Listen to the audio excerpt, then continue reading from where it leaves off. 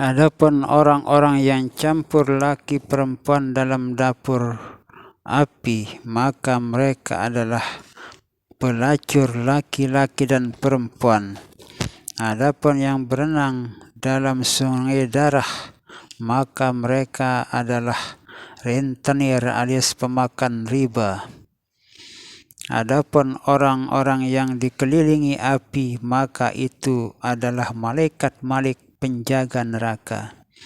Adapun orang-orang yang tinggi di dalam kebun, maka itu adalah Nabi Ibrahim alaihissalam, dan anak-anak itu ialah anak-anak kecil yang mati dalam fitrah.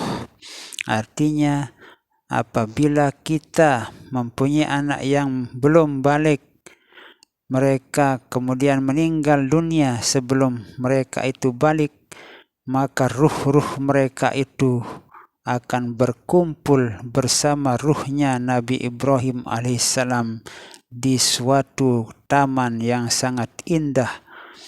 Menurut kisah lain bahwa mereka atau ruh-ruh anak kecil tersebut akan diajar oleh Nabi Ibrahim alaihissalam di kebun yang sangat indah itu.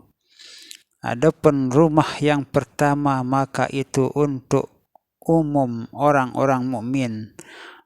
Adapun yang satunya, maka tempat itu adalah tempat orang-orang yang mati syahid, dan saya Jibril dan ini adalah Mikail.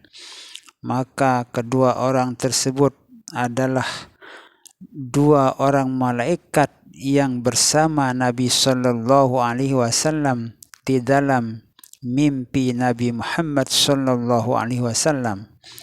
Maka kedua malaikat itu ditanya, dan anak-anaknya orang musyrikin bagaimana?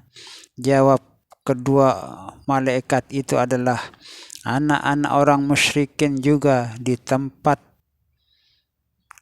di kebun atau di taman tersebut bersama Nabi Ibrahim alaihissalam.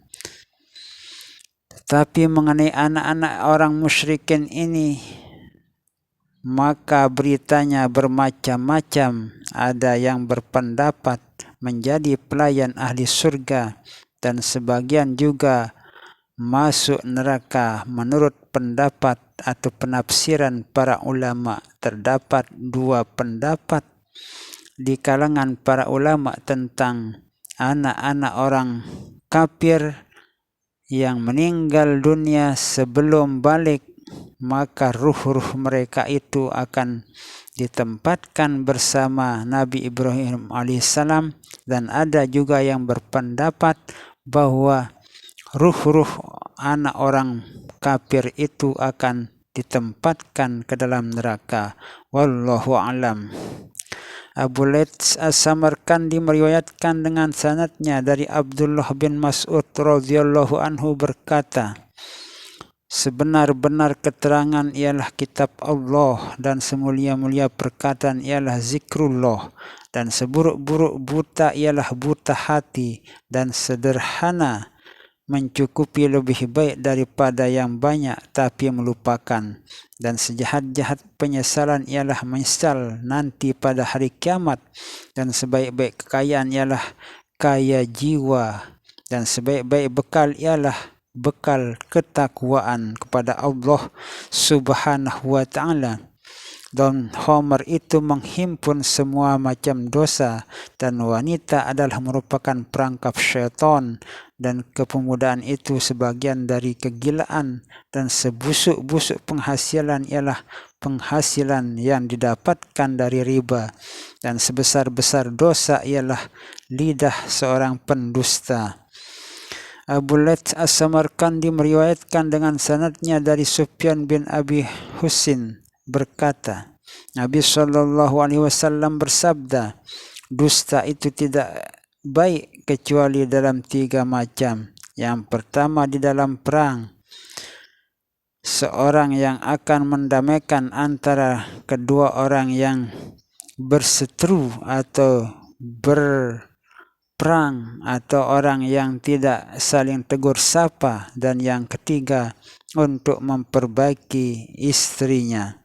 Seorang ulama tabi'in berkata, ketahuilah bahwa benar itu perhiasan para wali dan dusta itu tanda orang celaka, sebagaimana tersebut dalam ayat Hadza yawma yanfa'us shadiqina sidquhum ya ayyuhalladzina amanu taqullaha wa kunu ma'as shadiqin walladzi jaa'a bis-sidqi wa saddaqa bihi ulaika humul muttaqun lahum ma yasha'una inda rabbihim.